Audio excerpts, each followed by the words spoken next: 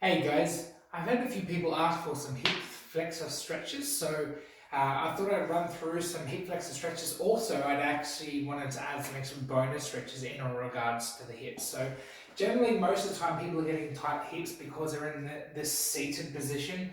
So in pretend I was sitting on a seat, we've got this flex position here, we get really, really tight, which can then pull on our back as well. So we get that really big arc in through our back. So what happens is we're sitting in our desk all the time, we're driving, even when we get home we sit and we relax in this seated position. So what we want to do is bring that knee back as far as we can.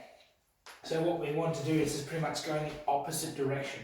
So the easiest stretch that we can do is keeping our back nice and straight and coming through and opening up that range. The big mistake that people always make is they start to do these ones and they push their hips forward and then they start arcing their back rather than keeping it nice and flat, nice and straight, and then hinging forward. We're actually pushing forward, keeping our back nice and straight rather than arcing. So again, keeping nice and flat, extending through the hips. From this position, what we can do is that we can actually start to work on the other side hip as well while we're in this position.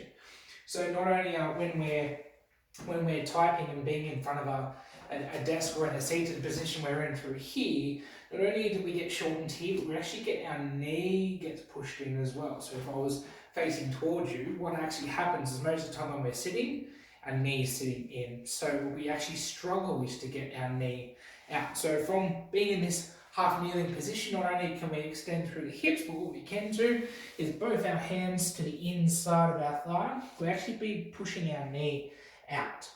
And if we want to increase, what we can do is we can actually go from here. We can push out with that knee. Or if we want to multitask and go even further, we can actually start to get in some back as well. Eyes are just following the fingertips. So we'll go from the side, from this position. So we can go is extending through the hips, so the front part of the leg there. And then from here we can go again, hands to the inside of our leg. Stage 2, we can push out with our hand. Stage 3, we can add some upper body rotation as well. So there we are, guys. We've got some extra stretches, so not just from that hip extension, we've actually got some of those opening up that hip as well. Alright guys, stay tuned for some other videos.